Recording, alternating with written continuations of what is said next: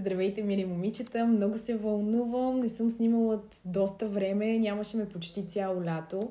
Но пък за сметка на това много добре си починах. Забавлявах се, излизах с приятелки, пътувах. И по-важното е, че през цялото това време аз изследвах мъжете, за да мога да бъда полезна на вас.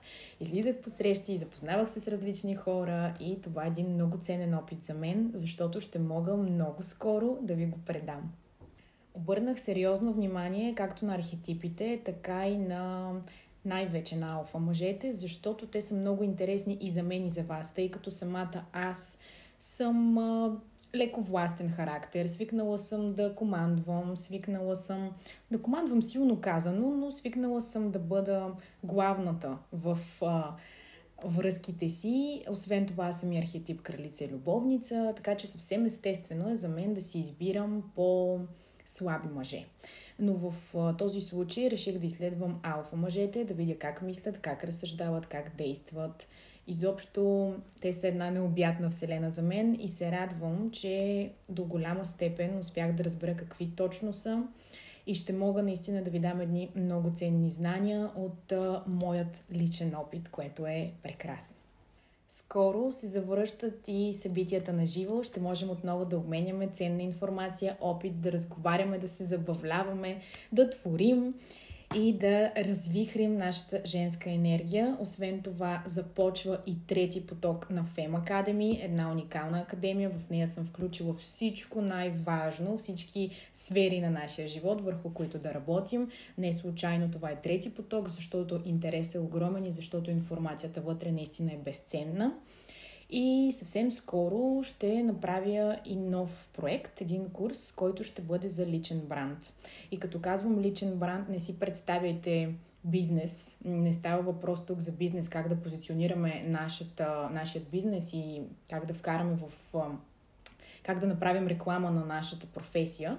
Тук става въпрос за нещо по-различно, как да позиционираме себе си в обществото, как да представим себе си в най-добрата си светлина. И сега да преминем към темата. Къде са мъжете? Къде се крият тези невероятни мъже? Къде да ги открием? Това е вечният въпрос, защото дамите идват при мен винаги с отчаяние и с въпросът къде са качествените мъже? Има ги и те са навсякъде около нас. Ще се изненадате всъщност колко много класни и качествени мъже има, но ние не им обръщаме внимание.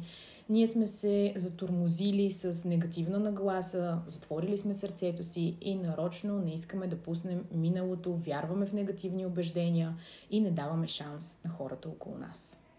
Истината е, че много от нас винаги се оправдават с твърдението нямам време за срещи, нямам време да излизам, къде да излизам, имам толкова много работа, толкова неща трябва да свърша, толкова задачи, няма време за мъже и изобщо за целият този процес. Но няма как да стане, скъпи мои, това са чисто и просто едни оправдания. Ако вие много искате нещо, вие ще се постараете и ще започнете да излизате. Защото, да, някои хора наистина са късметли, им се случва отрас, ученическа любов, всичко е цветя и рози и нещата се случват съвсем естествено. Но при повечето от нас няма как, трябва да се потрудим. Щом ние се трудим в всички други аспекти от нашия живот, ние трябва да го направим съответно и в този. Ако искате нещо, трябва да се борите за него и да не чакате съдбата да се погрижи за вас и нещата да се случат и така с едно щракване.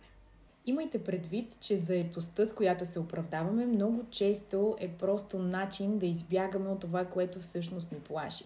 Тоест казваме, нямам време, не мога да изляза на бар, не мога да отида с приятелки на почивка, защото трябва да работя. Но всъщност ние бягаме от нещо.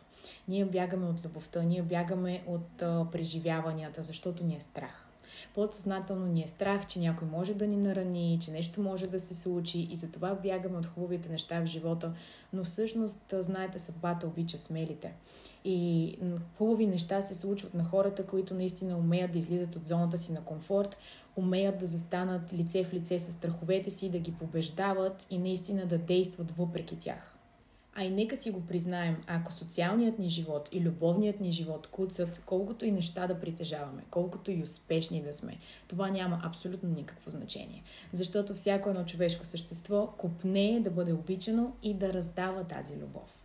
Винаги ми е било много странно как така хората не възразяват да прекарват много от часовете си в работа, но се стряскат от идеята да посветят малко повече време на любовния си живот, сякаш той изобщо не е важен. Винаги ми е било странно как така да излизаме на срещи, да се запознаваме с нови хора. Всичко това не е приоритет за нас. Става приоритет за нас, когато вече сме във връзка. Когато връзката вече е факт, чак тогава тя вече наистина е важна за нас.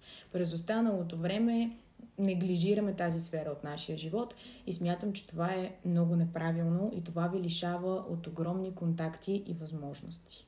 И интересното е, че не разсъждаваме така за никоя друга сфера от нашия живот. Никой не казва, ще започна да работя здраво, когато забогатея.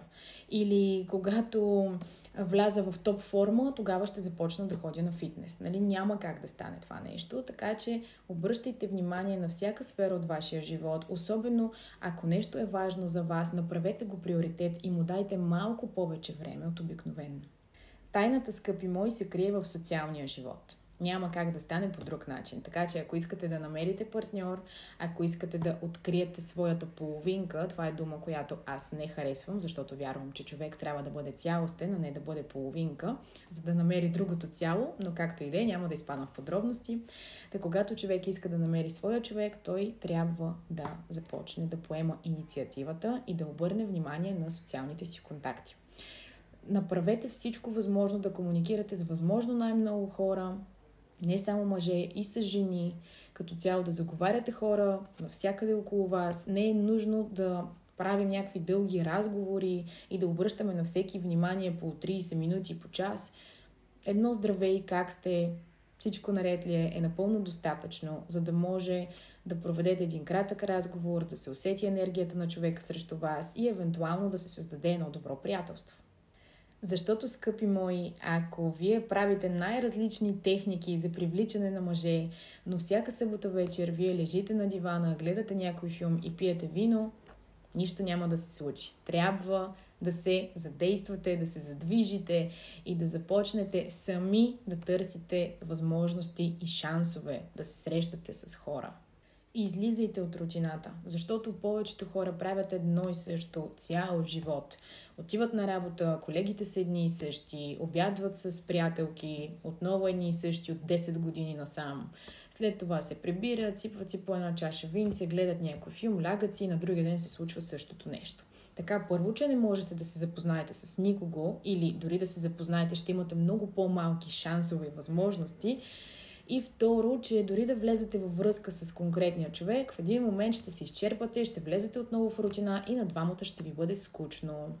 И между другото, много връзки се разпадат именно поради тази причина, защото хората влизат в рутина. Стават скучни на себе си, стават скучни и на отсрещния човек. Защото нямат интересен и вълнуващ живот, за който да споделят.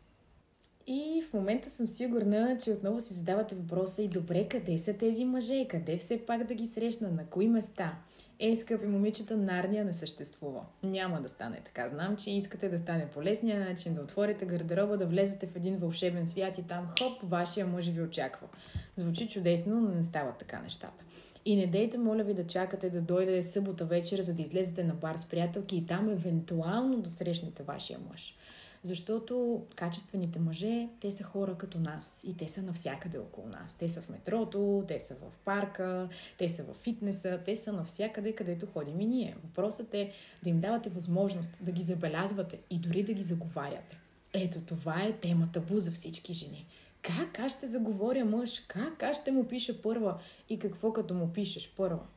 Това значи, че си уверена. Това не значи вземи ме, предлагам ти се. Просто му казваш, аз съм тук, симпатичен си. Харесвам те. И толкова.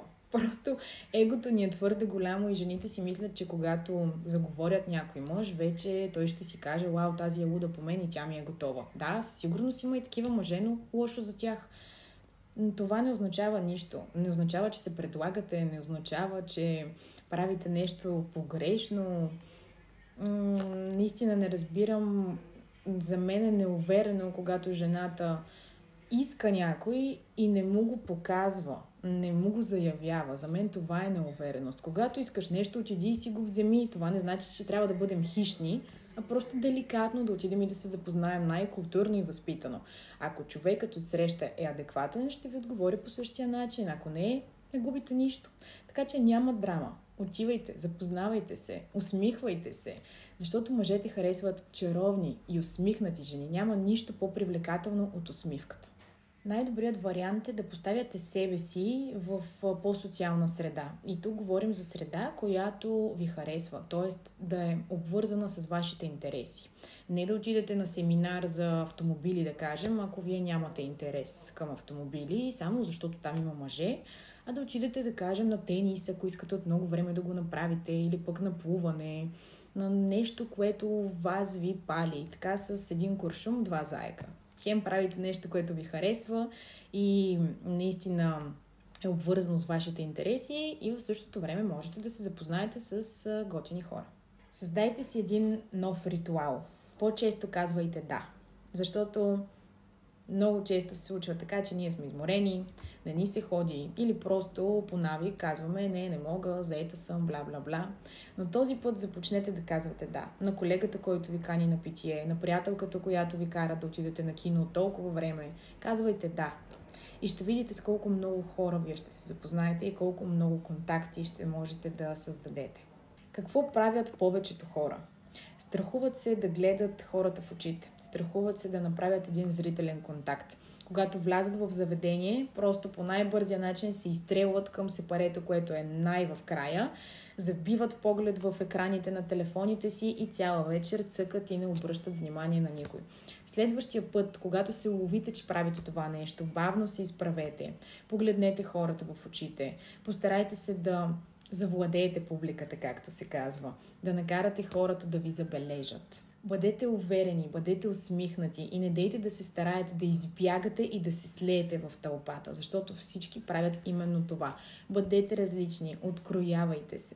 Искам и да подчертая, че социалното чувство няма нищо общо с това дали сме екстроверти или интроверти. Моята идея не е да ви променям, не е да променям вашият характер. Идеята ми е просто да ви разчупя. И това не означава, че вие трябва да сте душата на компанията и да сте party animal, ако не ви идва отвътре, а просто с едни малки стъпки да заговаряме хората и да разширим нашите контакти, да пуснем мрежата си по-надалеч, за да може наистина да имаме избор, да се запознаваме с качествени хора и да отсяваме. Защото ако ние нямаме избор, ние не можем и да отсяваме. И първият човек, който влезе в нашия живот, моментално го идеализираме, попадаме във връзка с него, създаваме семейства с човека, който е най-близо до нас, нашия квартал, нашия район, нашия град, нашата работа. И после чудим, ама какво стана? Той не е за мен. Ами не е за теб. Защото ти сама не си дала шанс да се запознаваш с хора, да комуникираш с нови хора, да излизаш, да опознаваш себе си, да опознаваш другите. Така че показвайте истински интерес към хората. И знайте, че хората, които умеят да водят разговори, не са някакви вълшебници и нямат някакви скрити фрази, които да използват в подходящия момент. Това просто са хора, които го правят редовно. Колкото по-често практикувате, толкова по-лесно става. Защото в следващия момент, когато дойде един качествен мъж около вас, вие ще знаете как да говорите леко и с увереност, защото мускулите ви вече са тренирани, а няма да изпаднете в шок и да загубите ума и дума. Така че, скъпи мои, правете комплименти, усмихвайте се, комуникирайте, забавлявайте се, карайте го по-леко и по-ведро с по-малко его. Благодаря ви, че бяхме заедно и ви желая вълшебен ден!